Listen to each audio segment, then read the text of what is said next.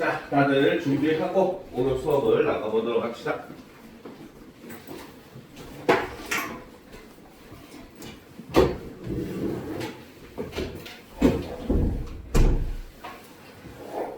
자, 다들 일주일간 좀 공부 좀 했어요? 과제도 좀 풀어보고, 그렇지? 자, 사실 그 저번 시간에도 물론 여러 가지 얘기를 했었지만 우리가 이 화작 같은 경우는 기본적인 원리만 알면은 여러분들이 정말 쉽게 빠르게 여러분들의 성적을 올릴 수가 있는 과목이에요. 알겠죠? 다만 그 과정에서 여러분들이 여러 가지 연습이라든지 이런 것들은 당연히 할 필요가 있고, 그렇기 때문에 여러 가지 문제를 좀 많이 풀어보는 그런 습관을 가지는 게 가장 중요합니다. 물론 이러한 습관은 꼭 반드시 뭐 화작이나 이런 것뿐만 아니라 국어도 마찬가지고 수학도 마찬가지고 영어도 마찬가지고 모든 과목에 다 해당되는 그러한 내용이죠. 그래도 항상 유념을 하면서 이제 여러분들 남은 고3 1년도 아니고 이제 10개월밖에 안 남았죠. 그렇죠? 그 10개월 내가 딱 노력을 해가지고 내 인생을 좀 바꾸겠다 하는 각오를 가진다면은 여러분들 충분히 높은 성적과 좋은 대학을 갈 수가 있을 거예요. 자, 그러면 이번 주에는 이제 2주차 수업, 바로 작문에 관련된 내용을 수업을 할 겁니다. 알겠죠? 자, 이 부분은 지난 시간에 얘기를 했었던 내용들이죠. 그렇죠? 그래서 선택 과목의 구성에 대해서는 이렇게 그냥 보고만 넘어가시고, 자, 그 밑에 보면 최근 고3 모의고사 작문 세분학의 문제 유형을 보면은, 자, 최근 고3 작문의 문제 지문은 기본적으로 작문 상황과 초고를 제시하는 이러한 유형들이 등장을 하고 있어요. 알겠죠? 기본적으로 학생들이 어떠한 상황에서 글을 써야 하는가, 이런 것들에 대해서 이제 제시하는 유형이 늘고 있고, 물론 이제 이런 거는 보장이라고 하는 거는 할 수가 없어요. 미래는 어떻게 변할지 모르니까. 만약에 미래를 안다면 여기 안 있고 방을 흔들고 있었겠죠. 그렇죠? 자, 그래도 일단 기본적으로 이런 기조가 유지되고 있으니까 이런 부분에 여러분들이 조금 힘을 실을 필요는 있습니다. 알겠죠? 자, 다만 작문 문제는 화법과 다르게 다양한 유형의 문제 그리고 지문들이 출제가 되고 있어요. 그래서 화법 같은 경우는 지난 시간에 얘기했듯이 거의 발표문이나 강연문으로 요즘에는 굉장히 고정되고 있는 그런 모습을 보여주고 있지만, 반면에 작문은 어떤 경우에는 발표문을 쓰는 경우, 또 어떤 경우는 보고서 쓰는 경우, 건의문 쓰는 경우 해서 글의 유형이 조금 다양하게 등장을 하고 있다는 게 좀 특징이긴 합니다. 자, 그러면 이제 문제 유형들을 살펴보면 첫 번째로는 주어진 작문 상황과 어떤 상황에서 내가 글을 써야 하는가, 그리고 그걸 바탕으로 쓴 초고를 통해서 기본적으로는 초고의 계획을 파악하는 문제가 등장을 해요. 알겠죠? 자, 그 말은 사실적으로 얘기하면은 이러한 문제 유형은 우리가 어떻게 대비를 하면 된다, 일종의 사실적 읽기라고 볼 수가 있고, 그쵸? 바로 내용 확인의 수준으로 우리가 충분히 문제를 다 맞추어 줄 수가 있다는 거예요. 알겠죠? 자, 그런데 이제 두 번째 유형이 학생들이 조금 많이 힘들어 하는 거죠. 그쵸? 자, 바로 초고의 제목을 떠올리는 거. 자, 나중에 이제 제목 떠올리기에 대해서도 얘기를 할 건데 주의할 점들이 몇 가지 있어요. 그 다음, 초고의 빈칸 내용을 추론하는 거. 그쵸? 그리고 초고를 고쳐 쓰는 거. 그쵸? 그리고 여기에 한 가지 더 더한다면은 바로 뭐다? 자료를 활용하는 거. 이런 유형의 문제들이 사실 작문에서 많이 등장을 하고 있고, 그쵸? 특히 이제 요 자료 활용하기 문제라든지 또 별거 아닌 것 같은데도 학생들이 은근히 어려워하는 게 이런 제목 떠올리기 같은 유형 같은 경우는 학생들이 좀 많이 힘들어하고 있는 추세입니다. 알겠죠? 그러니까 이런 것들을 유념을 풀 때 어떤 걸 유념해야 되는가를 이제 차근차근 설명을 해줄 거예요. 자, 그리고 이제 세 번째는 이제 자료를 활용해서 초고를 보완하는 방법. 그쵸? 그 다음에 이 학생이 쓴 글을 반박하는 글을 쓰는 거. 이런 유형들이 굉장히 좀 다양하게 등장을 하고 있다는 게 바로 이 작문 문제의 좀 특징이다라고 볼 수가 있습니다. 알겠죠? 자, 그런데 지난 시간에도 얘기했지만 어쨌든 우리가 지금 하고 있는 화법과 작문이라고 하는 것은 여러분들에게 추론까지의 그런 능력치를 요구하지는 않습니다. 알겠죠? 그러니까 장문 지문도 역시 마찬가지 사실적 읽기를 중심으로 여러분들이 판단을 해 나가면 돼요. 알겠죠? 그래서 장문 지문의 경우도 역시 초고를 제시하기도 하고 최종본을 제시하기도 하는 등 여러 가지 방식으로 제시가 되고 있다는 거야. 근데 이 역시 화법과 마찬가지로 독서하듯이 문제에 접근하면 시간만 낭비하게 됩니다. 그래서 장문의 경우는 초고 계획과 관련된 문제가 반드시 등장을 합니다. 그래서 개요와 관련된 문제라든지 그쵸 아니면 초고를 어떻게 써서 어떻게 고쳐야 하는 이 부분을 초고에는 어떻게 썼었는데 이게 어떻게 고쳐졌는지를 묻는다든지 그치 이런 것들 여러분들 꼭 반드시 등장한다는 거 알아둬야 되고 그리고 이거는 바로 뭐다 글쓰기 단계 중에 개요 작성하기와 같은 단계에 해당한다 라고 볼 수가 있어요. 자, 그러니 내용적으로 반영 여부와 일치 여부만 확인하면, 그쵸? 핵심은 바로 뭐다? 내용적으로 개요의 내용이 반영되었는가, 개요의 내용과 일치하는가, 요것만 확인하면은 굉장히 쉽게 풀어나갈 수가 있다는 거죠. 자, 그래서 장문 지문에서 학생들이 의외로 어려워하는 것이 바로 자료 활용하기인데 이는 객관식을 서술형으로 접근하면은 보다 쉽게 해결이 가능해요. 이 방법은 나중에 이제 실제 문제를 가지고 선생님이 설명을 해주도록 하겠습니다. 알겠죠? 자, 그러면 본격적으로 지문을 활용을 해서 우리가 문제를 한번 보는데 첫 번째 문제는 바로 초고 관련된 문제를 우리가 어떻게 접근을 해야 되는가 라는 문제를 한번 살펴보도록 합시다. 자, 보도록 합시다. 자, 다음은 이제 학생이 작성한, 그쵸? 다음은 장문사원과 이를 바탕으로 작성한 학생의 초고이다. 물음에 답하시오라고 제시를 해놓고 44번 문제를 보게 되면은, 자, 초고에 반영된 글쓰기 계획으로 적절하지 않은 것을 골라라. 이런 것들은 표시를 해놔야 되죠. 왜? 은근히 이거 실수하는 애들 많아요. 아는 것을 골라라 했는데 정작 문제 답 쓸 때는 맞는 거 골라놓고 그치? 반대로 맞는 거 골라라 했는데 답 쓸 때는 아닌 거 고르는 학생들 많은데 이런 거 하나하나 디테일하게 표시를 해놓고 자, 이런 유형의 문제 같은 경우는 오히려 문제를 먼저 읽어주는 게 좋아요. 지문보다. 알겠습니다. 그래서 우리가 일반적으로 문학이라든지 독서 같은 경우는 기본적으로 지문을 먼저 읽는 거를 추천을 해요. 알겠죠? 다만 문학의 경우는 선생님한테 수업을 들은 학생들은 알지만 기본적으로 키워드에 해당하는 보기 정도만 먼저 읽고 지문을 무조건 읽는 방식을 택하고 독서는 무조건 지문부터 이것이 일단 여러분들의 가장 추천하는 방식이긴 합니다. 알겠죠? 그런데 반면에 화법 장문, 특히나 이제 장문 같은 경우는 이런 초고와 관련된 문제들이 등장을 하게 될 때는 오히려 문제를 먼저 읽고 지문을 판단하는 게 훨씬 더 도움이 돼요. 알겠죠? 그러면 여기서 우리가 무엇을 중점적으로 봐야 될지는 당연히 표시를 해놓고 기억을 해놔야 되겠죠. 그렇죠? 그러면 선제를 한번 보도록 합시다. 자, 완벽주의적 자기 제시 성향의 개념을 밝혀야 됐어. 자, 일단 첫 번째로 완벽주의적 자기 제시 성향의 개념이 존재를 하고 있는가?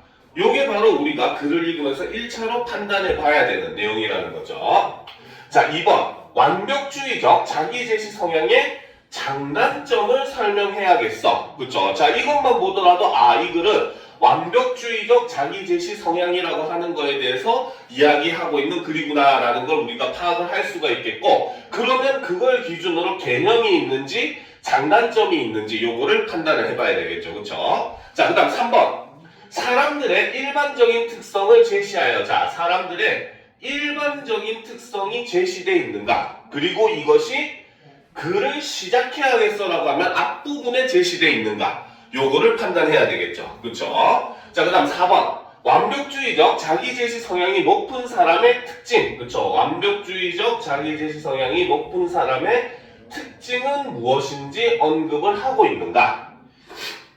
자, 그리고 이제 마지막 5번째. 특정 시기에 완벽주의적 자기제시 성향이 나타나는 경우가 많은 이유. 특정 시기에 이런 것이 나타나는 경우가 많은 이유가 제시가 되어 있는가? 그쵸? 요것들을 우리가 중심으로 판단을 해야 된다를 밑줄을 그어 놓은 다음에 밑줄을 긋기만 하더라도 핵심만 밑줄을 그어 놓잖아요. 그쵸? 여러분들의 단기 기억력이 조금은 더 올라갑니다. 알겠죠? 1초면 까먹을 내용 1분은 기억합니다. 알겠습니까? 그렇기 때문에 핵심적인 내용은 당연히 이렇게 밑줄 치고 표시를 하고 넘어가야 되겠죠. 그렇죠? 자, 그러면 이제 지문을 보다 합시다. 작문 상황은 완벽주의적 자기 제시 성향에 대해 설명하는 글. 일단 목적은 설명하는 글이라는 거죠. 그죠? 자, 설명하는 글을 작성해서 학교 신문에 실으려 한다라고 되어 있습니다. 알겠죠? 자, 여기서 이제 여담으로 여러분들한테 한 가지 얘기를 해주면은 우리가 글의 구성 방식도 알아두면은 작문 문제를 풀 때 굉장히 크게 도움이 됩니다. 알겠죠? 바로 설명하는 글이 무엇인지, 그죠? 하는 글, 그죠? 너무 초딩스럽죠, 그죠? 바로 설명문에 대해서 한나라 짚고 넘어가 보도록 합시다. 자, 설명문은 일단 첫 번째로, 그쵸? 개념은 바로 어떤 대상이나, 그쵸? 개념에 대한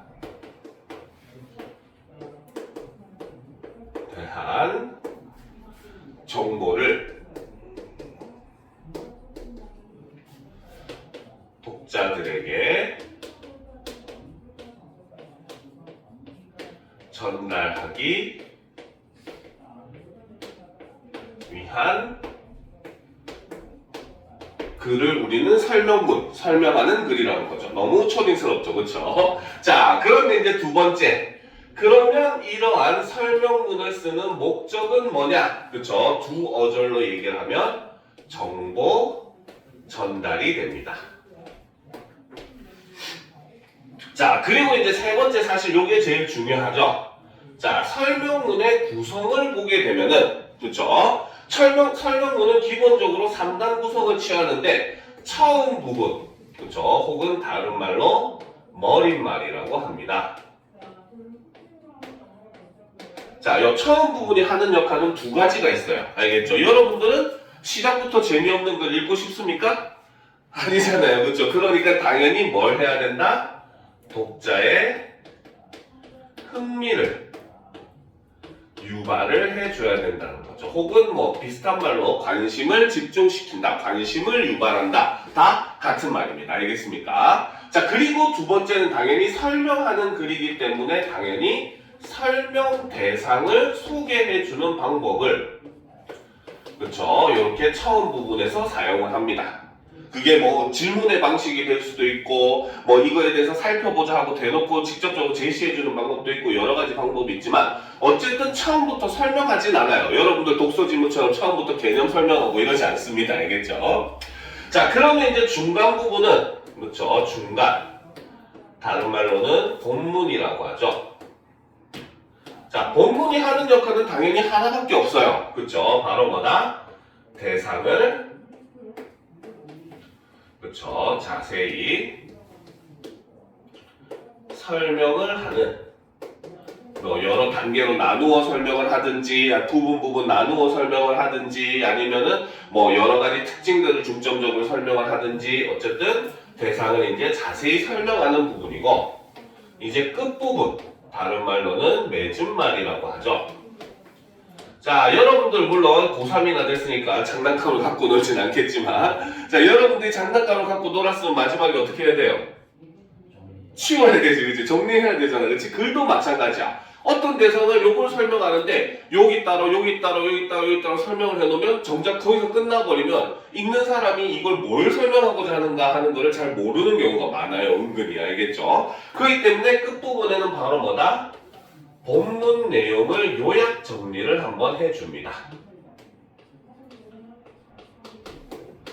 그리고 설명문에서 유일하게 주관적인 내용이 들어갈 수 있는 부분이 끝부분이죠. 그렇죠? 바로 대상을 설명한 목적이라든지 동기, 그렇죠? 그 다음에 당부, 이런 것들을 제시를 해주는 것이 바로 끝부분의 역할이죠.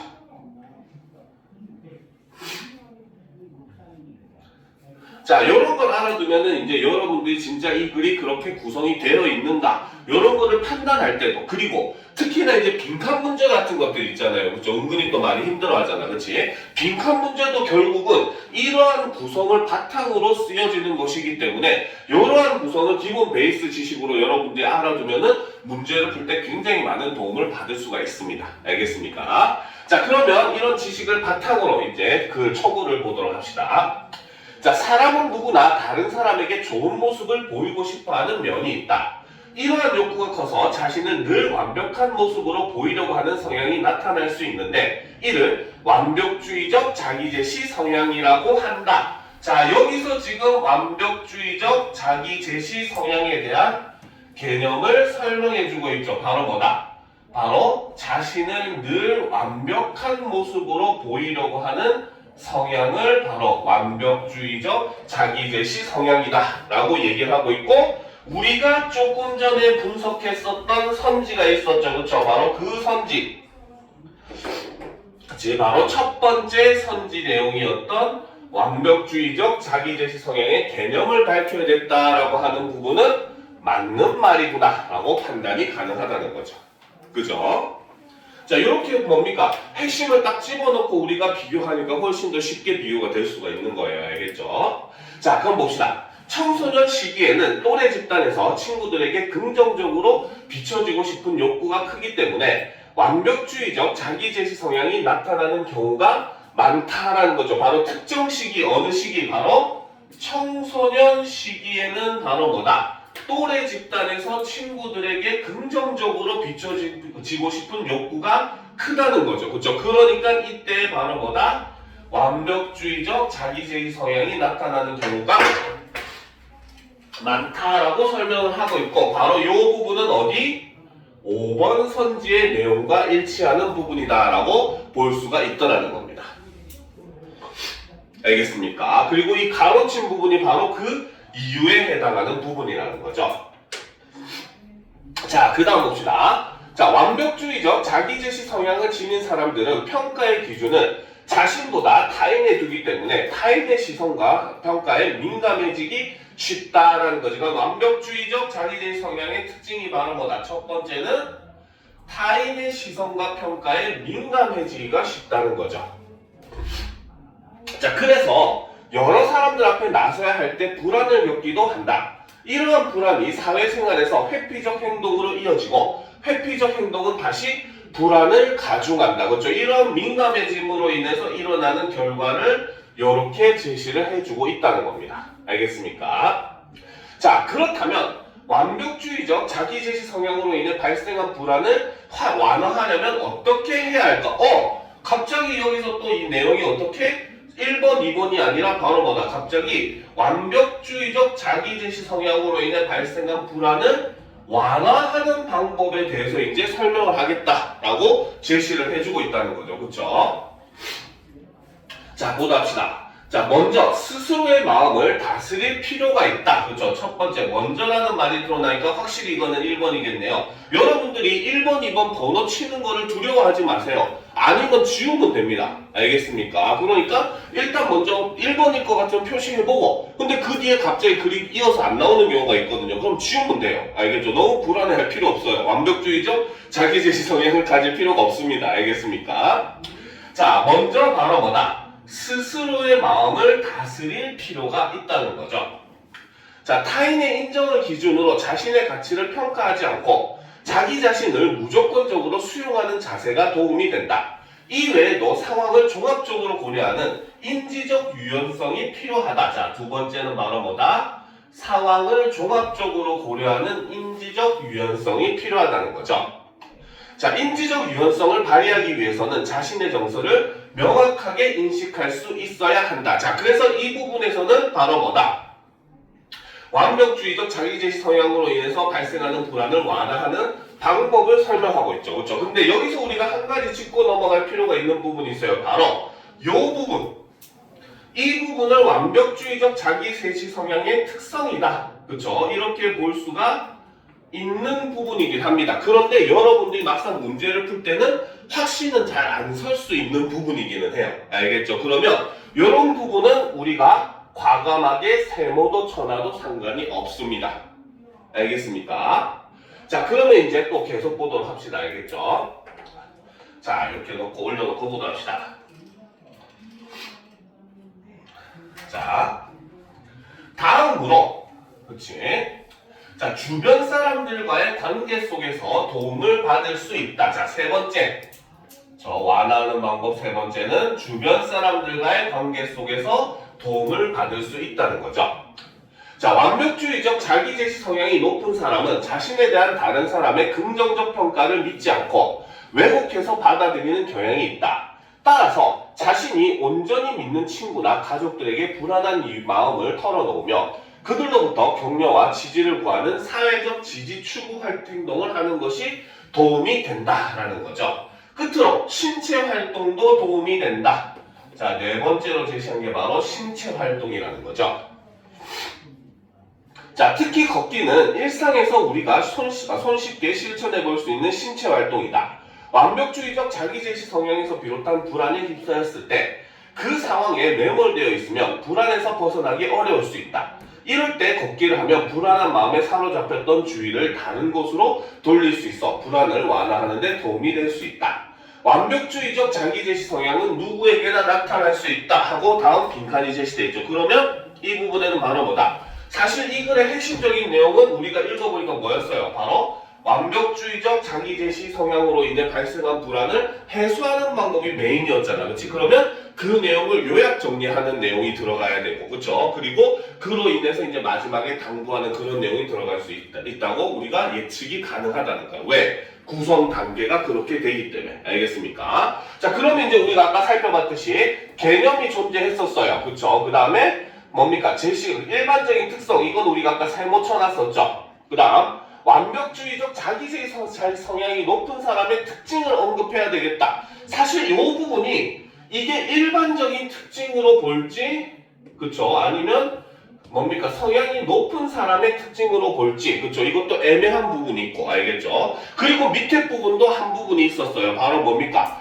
완벽주의적 제시 성향을 가진 사람은 어떻게 주변 사람의 도움을 받아야 된다라고 얘기하는 부분에서도 뭐야? 타인의 평가나 이런 걸 왜곡하는 특징이 있다라고 얘기했잖아요. 그쵸? 그러니까 그 두 부분을 가지고 사실 3번, 4번은 둘 다 세모가 가능하죠. 그쵸? 그리고 5번은 확실하게 맞는 내용이었어요. 그쵸? 그러면 여러분들은 이미 이렇게만 표시해도 답이 뭐였어? 답은 몇 번이겠어요? 그치? 왜? 아예 이론 방구조차도 되지 않았던 내용이 오직 장단점은 아예 언급조차도 되지 않았기 때문에. 알겠습니까? 그렇기 때문에 바로 뭐다? 여기서는 애매모호한 거는 이런 것들을 그냥 그렇게 맞다고 봤구나 라고 우리가 판단하고 확실하게 아예 없었던 2번을 정답으로 선택하면은 훨씬 문제를 쉽게 풀어낼 수가 있더라는 거죠. 무슨 말인지 알겠습니까? 자, 그러면 이제 다음 페이지로 넘어가 보도록 합시다.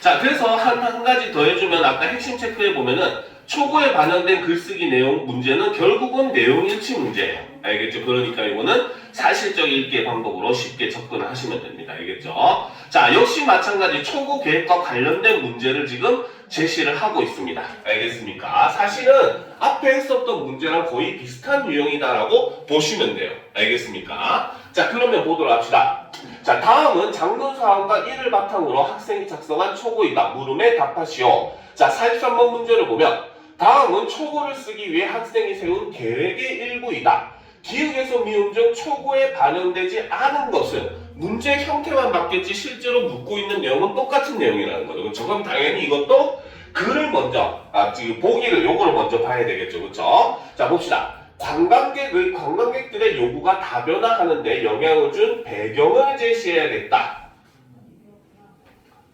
자, 바로 관광객들의 요구가 굉장히 다양해진 이유가 뭔지, 그치? 이런 거는 좀 쉬운 말로 생각을 하면 되겠죠, 그쵸? 그래서 관광객들의 요구가 다변화하는데 영향을 준 배경이 뭔지를 제시해야 되겠다. 두 번째, 관련된 용어와의 의미 차이.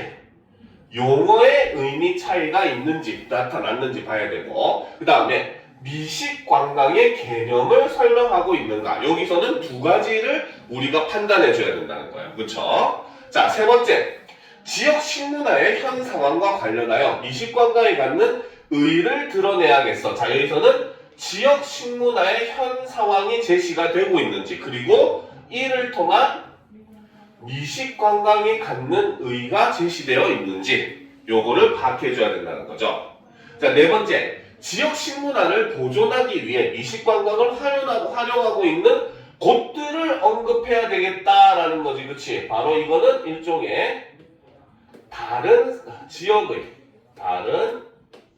지역 사례가 제시되어 있는가, 요거를 판단하면 되겠죠. 간단하게 만들어가서 여러분들이 기억하는 게 훨씬 기억력을 올리는데 도움이 됩니다. 알겠죠? 자, 그리고 마지막, 지역의 관광객 증가와 관련하여 미식관광정책의 시행 전과 후를 비교해야 되겠다. 핵심은 바로 이거죠. 미식관광정책의 시행 전과 후를 비교하고 있는가.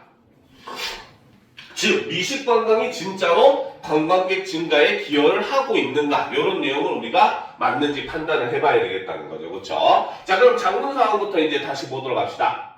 자, 음식문화연구원을 꿈꾸는 학생이 자신의 진로와 관련 있는 사회현상인 미식관광에 대해 알리는 글. 자, 미식관광에 대해서 쓰고 이것을 알리는 글이다, 홍보하는 글이다 라고 볼 수 있다는 거죠. 그렇죠?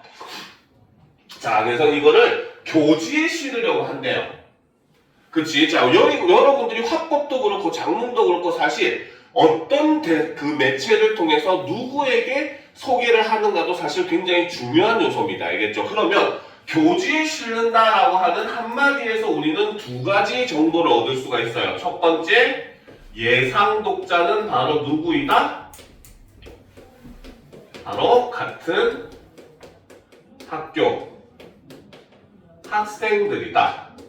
대학생들이나 전문가나 어린아이들한테 쓰는 글이 아니라는 거죠. 그렇죠? 바로 여러분과 마찬가지인 고등학생들이 예상 독자가 되는 겁니다. 자, 그리고 이 글이 실리는 매체는 어느 것이다? 바로 인쇄 매체이다. 그렇죠? 그렇죠. 신문처럼 인쇄가 돼서 나오는 매체이다라고 볼 수가 있어요. 알겠죠? 이런 것들이 결국은 다리를 엮어가지고 문제가 나오는 거예요. 왜? 지금 여기서 보면은 매체가 인쇄 매체인데 동영상 자료나 이런 거 활용할 수 있어요? 없어요? 없잖아. 우리는 해리포터 세계가 아니야. 그치? 그림이 막 움직이고 하지 않는단 말이야. 그치? 그러니까 바로 뭐야? 자료를 쓰는데도 이런 매체로 인해서 한계가 발생한다는 것도 여러분들이 함께 알아두면은 나중에 굉장히 도움이 될 겁니다. 알겠습니까? 자, 그럼 계속 보다 합시다. 초고를. 자, 여행 경험의 증가와 여행 관련 방송들의 영향으로 관광객들의 요구가 다변화되고 있다. 자, 관광객들의 요구가 다변화되고 있는 이유는 뭐 때문이다? 여행 경험의 증가와 여행 관련 방송들의 영향으로 인해서이다. 자, 여기서 지금 바로 뭐다? 첫 번째, 관광객들의 요구가 다변화되는 배경이 이렇게 제시가 되고 있다는 거죠. 그쵸? 별거 아닌 내용이죠. 사실은 요걸 담고 있었던 겁니다. 알겠죠? 이런 것들을 파악할 수 있어야 돼요. 자, 그 중에서도 음식과 관련한 특별한 경험을 원하는 수요의 증가가 두드러지는데, 이러한 수요를 충족할 수 있는 관광정책의 새로운 흐름으로 미식관광이 주목받고 있다라는 거지. 그치? 자, 일단은 여기서 미식관광이라고 하는 건 바로 뭐다? 음식과 관련한 특별한 경험을 원하는 수요의 증가로 인해서 나타났다. 미식관광이 탄생하게 된 배경을 지금 제시를 하고 있죠. 자, 미식관광은 맛있는 음식을 먹는 것을 목적으로 하는 음식관광에서 더 나아간 개념으로, 자, 여기서 지금 미식관광이라고 하는 용어와 음식관광이라고 하는 용어를 지금 서로 비교를 하고 있어요. 그쵸? 음식관광은 바로 뭐다? 맛있는 음식을 먹는 것을 목적으로 하는 관광이 바로 음식관광이었다는 거죠. 근데 미식관광은 거기에서 더 나아간 개념이다. 이렇게 설명을 하고 있어요. 그래서 지역 음식을 중심으로 지역 고유 문화를 체험하는 활동을 목적으로 하는 관광을 의미하고 있죠. 자, 그러면 여기서 미식관광의 개념을 설명하는데 그거를 보다 효율적으로 전달하기 위해서 바로 뭐다? 유사한 개념인 음식관광과의 의미 차이에 대해서 이렇게 제시를 해주고 있다는 거죠. 그렇죠? 그래서 그를 통해서 미식 관광의 개념을 설명하고 있으니까 당연히 니은도 맞다고 볼 수가 있습니다. 알겠습니까? 이해가 되죠? 이해가 되지? 그치? 그래서 지금 요 니은 부분에서 제시한 건 바로 뭐다? 미식 관광과 음식 관광의 의미 차이를 이렇게 제시를 함으로써 미식 관광의 정확한 개념을 심화해서 설명을 하고 있죠. 즉, 미식 관광은 방문객들이 음식을 통해 그 지역의 맛을 즐기고 역사적, 문화적 지식까지 함께 얻게 함으로써 지역과 연결되는 총체적 경험을 제공한다가 미식 관광의 핵심적인 내용은 바로 뭐다? 방문객들이 음식을 통해 그 지역의 맛을 즐기고 역사적, 문화적 지식까지 함께 얻게 함으로써 지역과 연결되는 총체적인 그 경험을 제공하는 것이 바로 미식 관광의 핵심적인 의미다 라고 볼 수가 있더라는 거죠. 단순히 음식만 먹는 관광이 아니다. 그거는 음식 관광이다. 이렇게 설명을 했죠. 그렇죠? 자, 그러면 다음 문단을 봅시다. 자, 미식 관광은 지역 식문화를 보존하고 발전시키는 효과가 있다. 자, 미식 관광의 효과가 바로 뭐다? 지역 식문화를 보존하고 발전시키는 역할을 하더라는 거죠. 그렇죠. 자, 지역 식문화는 전통조리법, 향토 재료를 활용한 음식, 역사적으로 오래되어 지역의 정체성을 지닌 미식 식당 등으로 대표된다. 이를 기반으로 한 정책을 통해 지역의 맛을 보존하고 개량하여 지역의 식문화를 지키고 발전시키는데 미식관광이 기여하는 것이다. 자, 미식관광은 바로 뭐다? 지역의 맛을 보존하고 개량하여 지역의 식문화를 지키고 발전시키는데 미식관광이 기여를 하는 역할을 하고 있대요. 자, 이것이 바로 뭐다? 바로 미식관광이 갖는 의의를 이렇게 제시를 하고 있죠. 그렇죠? 자, 그리고 이제 그러면 지역 식문화의 현 상황을 우리가 한번 살펴보게 되면 어떻게? 자, 그래서 지금 뭡니까? 지역 식문화라고 하는 거는 전통조리법, 향토제를 활용한 음식, 역사적으로 오래되어 지역의 정체성을 지닌 미식 식당 이런 것들이 지금 뭡니까? 지역 식문화의 현 상황이라고 볼 수 있다는 거고 미식 관광이 거기에서 이제 더해가지고 이것들이 어떻게 보존되는데 기여를 한다라고 의의를 제시했다라고 볼 수 있다는 거죠. 자, 그러면 이제 또 계속 보도록 합시다. 자, 지역 간 음식들이 유사해지고 토종 식재료가 사라져 가고 있는 지금 미식 관광이 갖는 의미는 더 크다. 자, 여러분들 위해서 아주 친절한 문제예요. 바로 다음 부분에 더욱더 세밀하게 제시를 해주고 있죠. 그렇죠? 바로 뭡니까? 봅시다. 자, 지역 간 음식들이 유사해지고 토종 식재료가 사라져가고 있는 지금 이게 바로 더욱더 우리는 지역 식문화의 현 상황이라고 볼 수가 있겠죠. 그렇죠? 자, 프랑스와 일본 등 여러 나라들은 지역 식문화 보존의 수단으로 미식 관광을 적극적으로 활용하고 있고 국내에도 관련 정책을 도입한 지역들이 있다. 자, 일단 사례로서 프랑스와 일본, 그 다음에 국내에도 관련 정책을 도입한 지역들이 존재한다라고 제시는 해주고 있어요. 그렇죠? 그래서 미식 관광을 활용하는 다른 지역을 이렇게 소개를 하고 있어요. 그런데 아까 우리가 윗부분에서 봤었던 그쵸 바로 초구의 내용에 있었던 그 뭡니까 지역 식문화를 보존하기 위해서 미식관광을 활용하고 있는 곳들을 언급해야 되겠다라는 선지와 연결했을 때 이 부분이 우리가 맞다라고 볼 수가 있어요. 그쵸? 왜? 선지에서 언급만 하면 된다고 했으니까. 그치? 자, 그래서 그런 조건도 역시 맞는지 판단을 해줘야 돼요. 자, 지역 경제 측면에서도 미식 관광의 효과가 크다. 식재료의 생육 환경은 맛과 직결되므로 지역에서 나고 자란 특산물이나 원재료는 지역 음식의 핵심 요소이다. 이 때문에 미식 식당들의 식재료 구매는 지역 내 농가와의 직접 연결을 전제로 한다. 이를 통해 지역 농가들은 바로 뭐다? 유통비용 절감과 안정적 이윤을 보장받을 수 있게 되고 미식 식당은 지역의 신선하고 믿을 수 있는 식재료를 활용한 좋은 음식으로 미식 관광객을 유치함으로써 지역 경제에 긍정적인 영향을 줄 수 있다는 거죠. 자, 미식 체험에 대한 수요의 증가에 따라 미식 관광객들이 유입되면 지역 경제 전반의 활성화까지 깨할 수가 있다. 현재 미식 관광의 활성화를 위한 국내 여러 지역의 노력이 진행되고 있지만 그런 노력이 아직 음식 관광에 머물러 있는 경우가 많다. 미식 관광에 대한 우리의 관심이 필요한 때이다. 라고 해서 마지막에 당부를 하면서 끝을 마치고 있었어요. 자, 그러면 이제 선지를 한 번 더 살펴보도록 합시다. 자, 앞에서 얘기했듯이 관광객들의 요구가 다변화하는데 영향을 준 배경이 뭐였습니까? 바로 여행 경험 증가와 여행 관련 방송들이 증가를 하고 있다라는 거였죠. 두 번째, 관련 용어의 의미 차이를 드러내며 미식관광의 개념을 설명하는 게 바로 아까 미식관광과 음식관광의 차이점을 설명을 하고 있었죠. 그렇죠? 3번, 지역식문화의 현상과 관련하여 미식관광이 갖는 의의를 드러내야 되겠다. 이것도 역시 드러나고 있었죠. 그렇죠? 현재 상황이 바로 뭐다? 지역의 그 미식 식당이나 이런 것들에 대한 내용을 얘기했었고, 지역 식문화를 보존하기 위해 미식 관광을 활용하고 있는 곳들을 언급해야 되겠다. 역시 있었어요. 그렇죠? 프랑스, 일본, 우리나라에 뭐 여러 지역이 있다라고 했었죠. 자, 그런데 지역의 관광객 증가에 대한 내용은 있었어요. 근데 이것과 관련해서 미식 관광 정책의 시행 전과 후를 비교한 내용은 존재하지가 않았죠. 그렇죠? 그러니까 답은 5번이 될 수밖에 없다는 겁니다. 무슨 말인지 알겠습니까? 자, 이런 식으로 판단하면은 정말 여러분들이 쉽게 답을 찾아낼 수가 있겠죠. 자, 그러면 두 번째. 자, 초구 제목과 관련된 문제를 우리가 어떻게 접근해야 되는가 한번 보도록 합시다.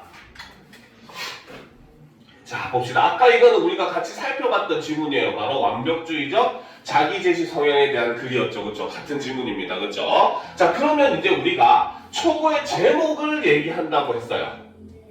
작성한다고 했습니다. 알겠습니까? 자, 할 때 가장 적절한 것은 이라고 되어 있는데 이러한 문제를 볼 때는 여러분들이 주의할 게 있어요. 바로 밑에 핵심 체크리스트 님이 일부러 써놨습니다. 알겠죠? 자, 글의 제목을 파악하는 문제의 핵심은 바로 제목의 특성을 아는 거라는 거죠. 학생들이 제일 많이 간과하는 부분이 제목 문제를 내용 일치의 방식으로 풀면은 이거는 안 됩니다. 푸는 것은 틀린 방법이에요.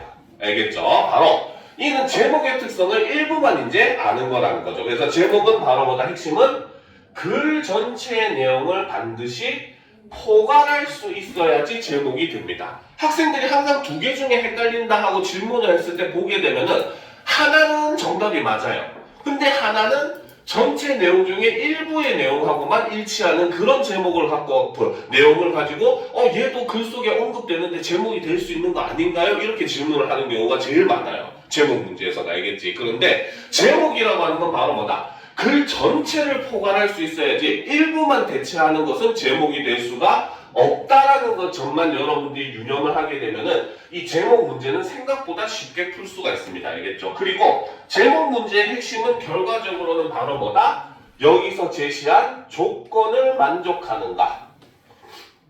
이 조건 만족 여부가 굉장히 중요하게 되죠. 그쵸? 쏘리. 선생님 지문을 이거 잘못 해놨네. 이거 지문이 아까 위에 거 미식관광 지문으로 했어야 되네. 선생님이 책 만들다가 실수했네요. 죄송해요.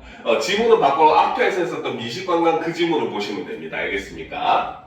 자, 그러면 이제 초고에 3, 4문단에 제시된 미식관광의 각 효과를 포괄하도록, 그쵸? 문단별로 단어를 찾아서 활용을 하랍니다. 알겠습니까? 자, 요거는 적어 놓읍시다. 알겠죠? 바로 3, 4문단. 그렇죠?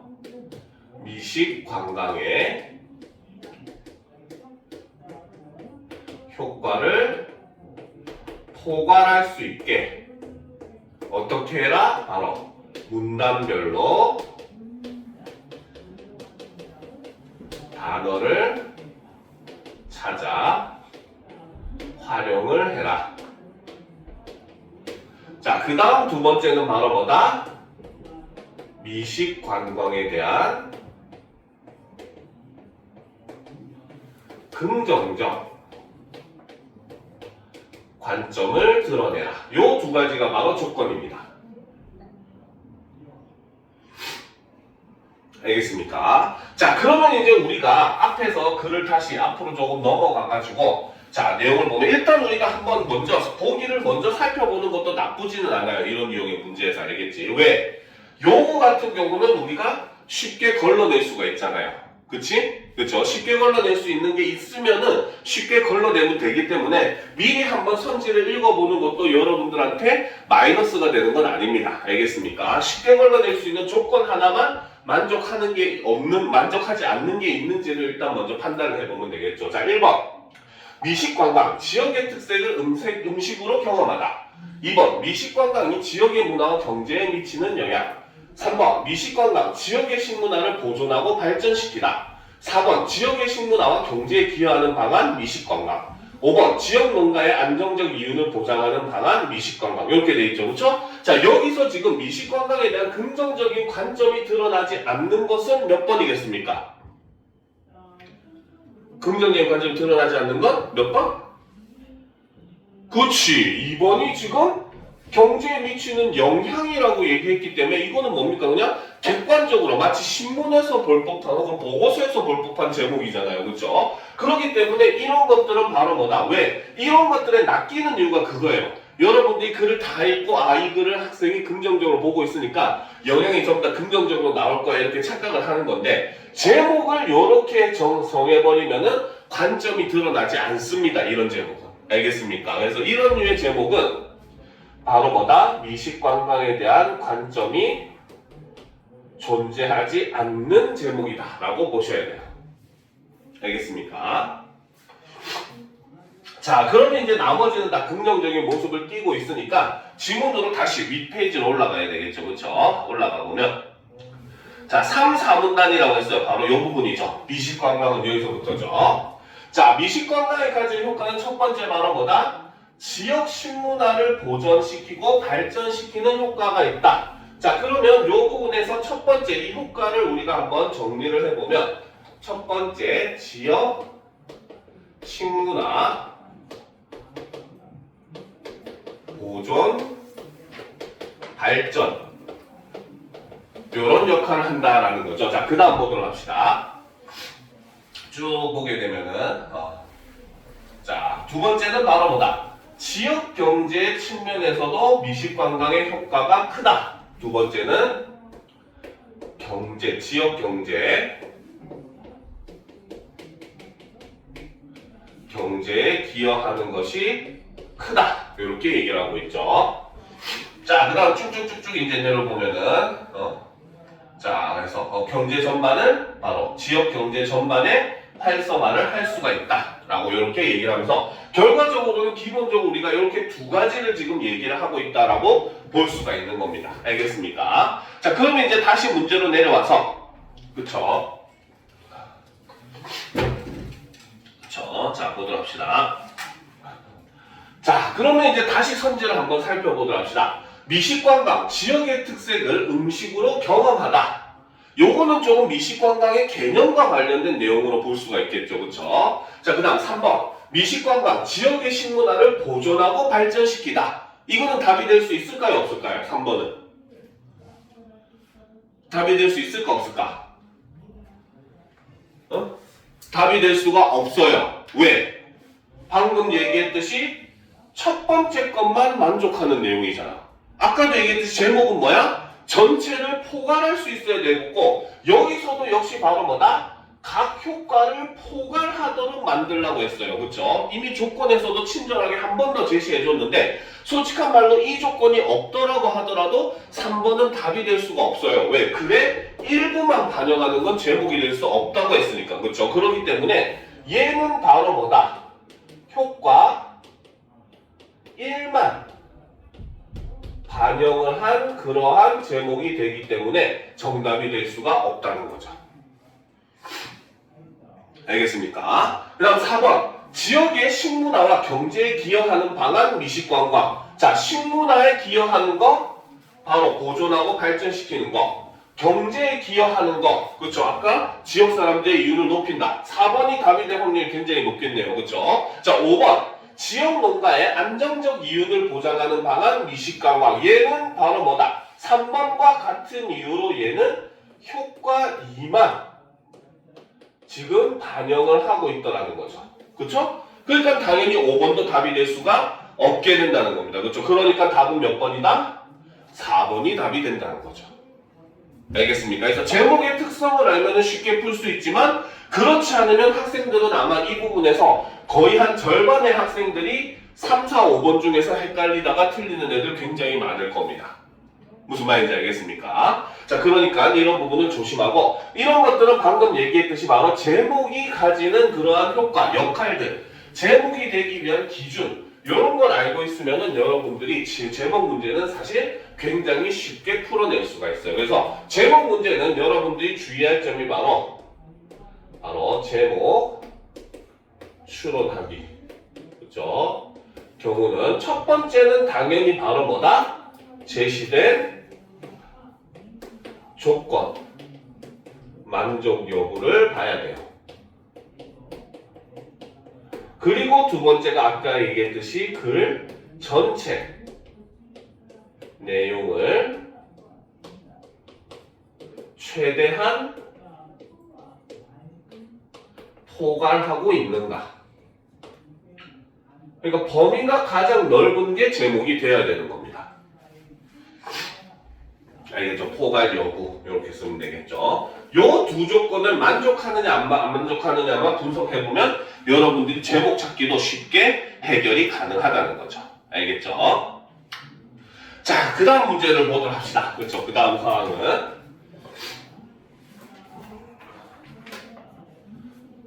자, 요런 유형의 문제도 좀 은근 이제 등장을 하는데 요런 거는 일종의 뭐 초고 고쳐 쓰기 이런 개념으로 보시면 돼요. 알겠죠? 그래서 원래 초고는 이랬는데 지문에는 다르게 나왔을 때 달라진 점으로 옳은 것은 혹은 여기서는 이제 지역 편집장의 이제 초급 교지 편집장의 조언을 통해서 마지막 문단을 수정한 내용으로 알맞은 것은 이런 걸 묻는 문제잖아요. 그렇죠? 그러니까 비슷한 유형의 문제라고 보시면 됩니다. 알겠죠? 자, 그러면 이제 문제를 한번 적시 보도록 합시다.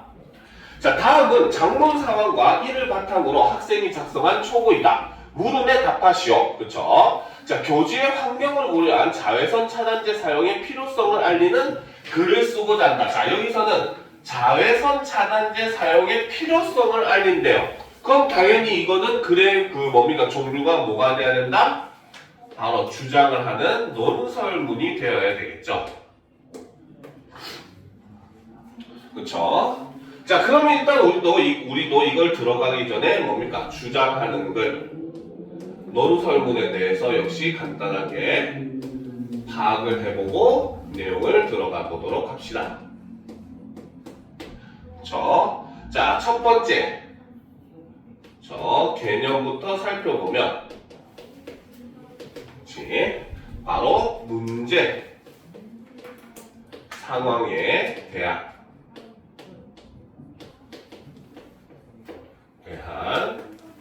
글쓴이의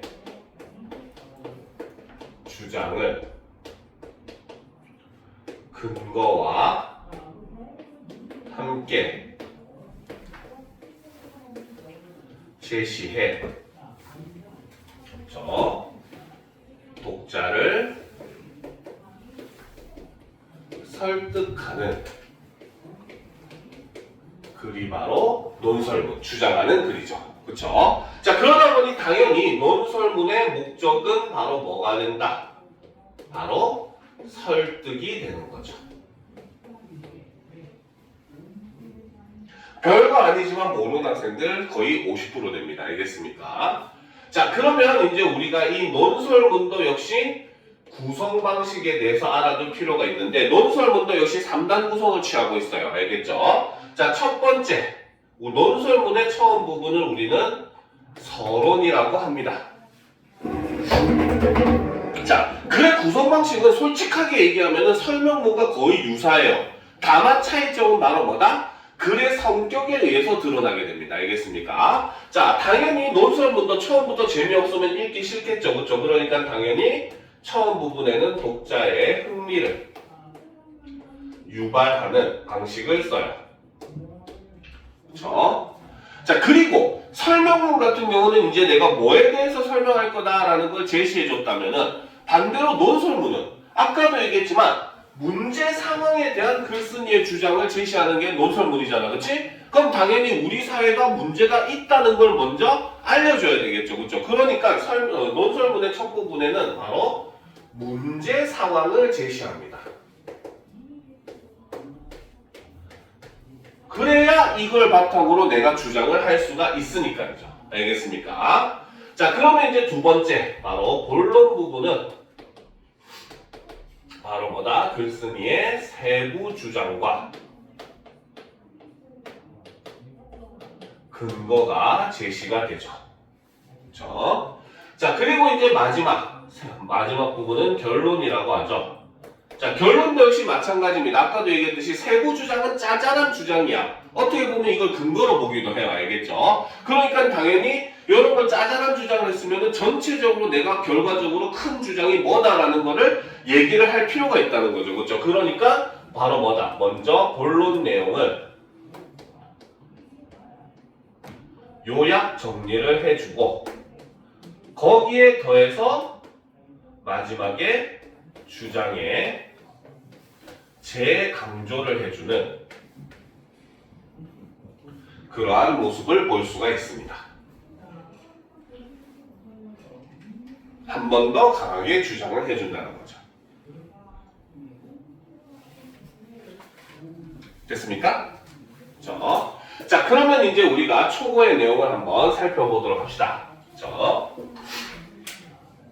자, 추위가 누그러지고 야외 활동 시간이 늘어나면서 자외선 차단제의 사용량도 증가하고 있다. 그런데 자외선 차단제는 여러 경로로 바다에 유입되어 해양 생태계에 악영향을 끼친다. 국제자연보전연맹에 따르면 매년 바다로 유입되는 자외선 차단제의 양은 최대 14,000톤에 달하는데 이는 산호를 비롯한 해양 생물의 생존뿐 아니라 인간의 삶까지 위협한다라는 거지, 그치? 자, 자외선 차단제는 지구온난화로 인해 발생하는 산호와 백화 현상을 가속한다. 자, 일단 문제점이 첫 번째가 바로 뭐다? 지구온난화로 인해 발생하는 산호의 백화 현상을 가속화한다는 거죠. 그렇죠? 자, 백화 현상이란 해수온도 상승으로 산호와 공생하던 조류가 사라지면서 산호의 기저 골격인 흰색 석회질만 남는 현상이다. 자, 여기서는 백화 현상이라고 하는 현상의 개념을 이렇게 설명을 해주고 있죠.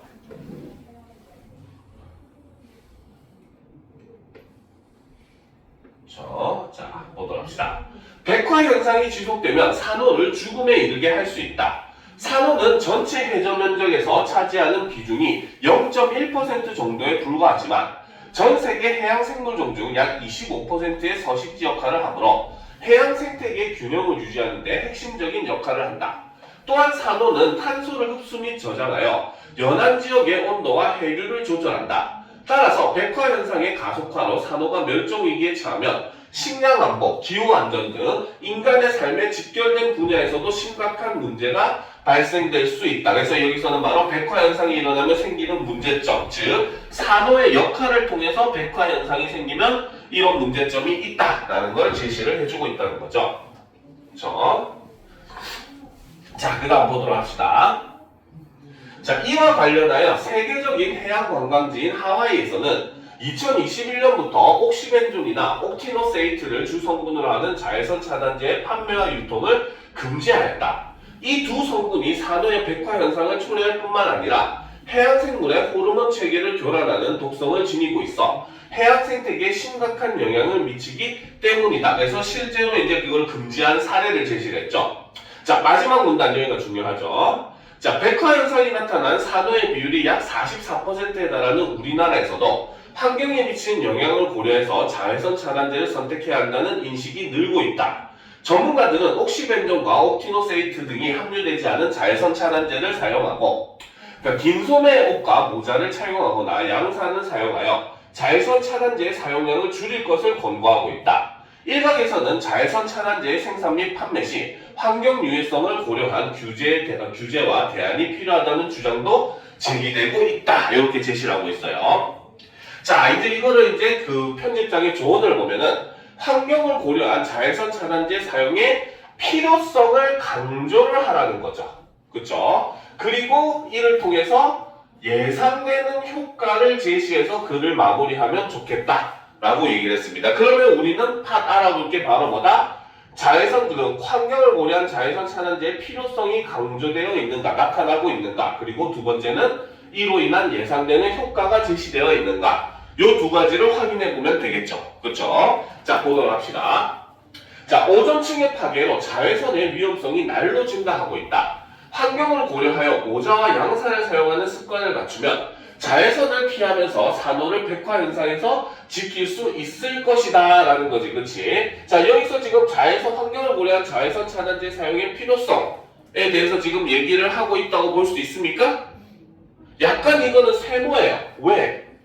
얘 내용 같은 경우는 사실 글의 내용과는 좀 동떨어져 있죠. 어떤 부분이 동떨어져 있다? 자외선 차단제를 사용을 하되 어떻게 환경을 고려한 성분을 사용한 자외선 차단제를 만들어야 된다라는 것도 얘기를 하고 있기 때문에 여기서는 아예 바로 뭐다? 모자와 양산만 사용하자라는 내용으로서 얘기를 했으니까 이걸 우리가 완전히 맞다고 보기엔 조금 애매한 부분이 있습니다. 알겠습니까? 실제로 하와이, 아까 제시되어 있던 사례였던 하와이에서도 어떻습니까? 바로 두 가지 성분만 제외하고 자외선 차단제를 만드는 것은 상관이 없다라는 식으로 사례를 제시했잖아요. 그렇죠? 그러니까 이 부분은 일단 패스라고 봐야 되겠죠. 자, 2번. 자외선 차단제를 사용할 때 성분을 고려하고 자외선 차단제의 사용량을 줄이는 노력이 필요하다. 우리의 작은 실천이 모여 해양 생태계와 인간의 삶을 지킬 수 있을 것이다. 그렇죠? 여기서 우리의 작은 실천이 모여서 해양 생태계와 인간의 삶을 지킬 수 있을 것이다 라고 얘기하는 점은 예상되는 효과라고 보기에도 조금 애매한 부분이 있어요. 이것도 그러면 일단 세모. 그쵸? 자, 우리가 무심코 사용하는 자외선 차단제가 바다를 오염시키고 있다. 앞으로 자외선 차단제를 고를 때 해양에 유해한 성분이 없는지 확인할 필요가 있다. 자, 여기서는 바로 뭐다? 자외선 차단제 사용의 필요성은 강조가 돼 있어요. 그쵸? 필요성은 존재를 하고 있지만, 그쵸? 반면에 예상되는 효과는 지금 제시되어 있지가 않다는 거죠. 그쵸? 그러면 3번은 틀렸다고 봐야 되겠죠. 그죠? 자, 4번. 미래 세대를 위해 해양 생태계는 보존되어야 한다. 자외선 차단제가 환경에 미치는 영향을 줄이기 위해서는 공동체의 협력이 요구된다라고 해서 역시 뭡니까? 효과는 제시가 되어 있지 않습니다. 그쵸?